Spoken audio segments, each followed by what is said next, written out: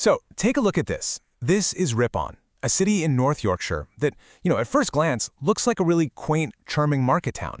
But just beneath that surface, it's hiding this incredible treasure trove of secrets, with a history that goes back over 1,300 years.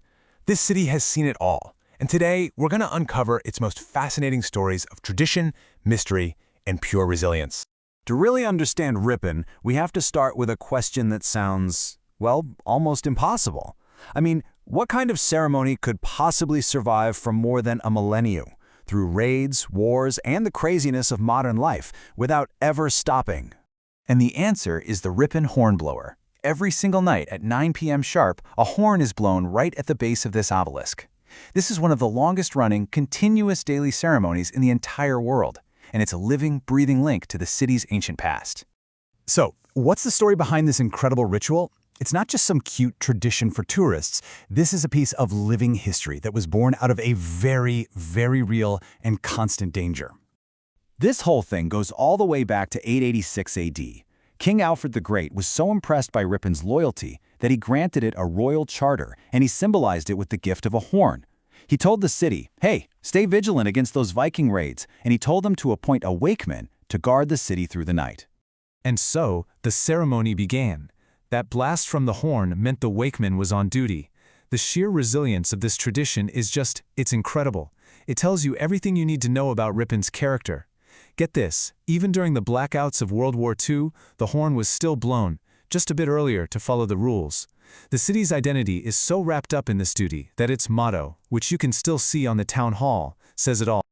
Okay, so this enduring tradition is really the soul of the city, but its physical and spiritual heart, that's even older. For centuries, the Ripon Cathedral has stood as a silent witness to the city's long and epic history. And here it is, Ripon Cathedral. Its story kicks off more than 1,350 years ago, when a guy named St. Wilfrid built the very first stone church on this exact spot. He was bringing a whole new style of architecture to the region. But what's truly remarkable, what's really mind-blowing, is what's underneath the cathedral floor. This crypt, built by St. Wilfrid himself, is still there today. It's the oldest structural part of any cathedral in all of England. That's a direct, physical connection to the 7th century. It's just an almost unbelievable piece of surviving Anglo-Saxon history. This timeline tells the story of both the cathedral and the city, and man, it's a tough one. It was destroyed by Vikings, ravaged by the Normans, and later burned by Scottish raiders. But here's the thing, after every single setback, it was rebuilt. It became this powerful symbol of Ripon's unbreakable spirit. All right, let's step beyond the sacred walls of the cathedral, because Ripon tells another, more sobering story, one about human justice, poverty, and control, especially during the Victorian era. You can actually trace this history through 3 remarkable buildings that are still standing today: the courthouse, the old prison, and the Ripon Union Workhouse. Together, they give you this immersive and honestly pretty chilling look at how society dealt with its most vulnerable people. At the workhouse, your life was systematically stripped of every bit of individuality. The second you arrived, you were stripped, scrubbed down, and given a uniform. Families were torn apart instantly. Husbands and wives could live in the same place for years without ever speaking. And then came the hard labor, which was often grueling and completely pointless. And here is the philosophy that was behind the entire system. It's pretty chilling. The whole goal was to make life inside the workhouse so harsh, so undesirable, that only people in the most desperate circumstances would ever even think of asking for help. It was a system designed to deter people, not to support them. But Ripon's story isn't just about resilience and hardship. Like any place with such a deep history, it's got its fair share of secrets and surprising inspirations. In fact, hidden away in its ancient stones is a connection to a world of pure imagination, and one of the most beloved children's stories of all time. The question is, how on earth could this ancient cathedral possibly have a connection to a world of mad hatters and talking rabbits? Well, the answer lies with a man named Charles Dodgson, who you probably know better as Lewis Carroll. The evidence is pretty compelling. Carroll's father worked at the cathedral, so young Charles would have spent hours just exploring all its little nooks and crannies.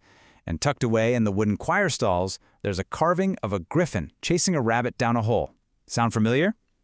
Add to that some other grinning carved faces and the fact that the local countryside is full of natural sinkholes, and you've got a really strong case for Ripon being the original wonderland. But the city's story doesn't end with ancient rituals and literary mysteries. Ripon's character is also built on centuries of craft, daring, and some truly fascinating people.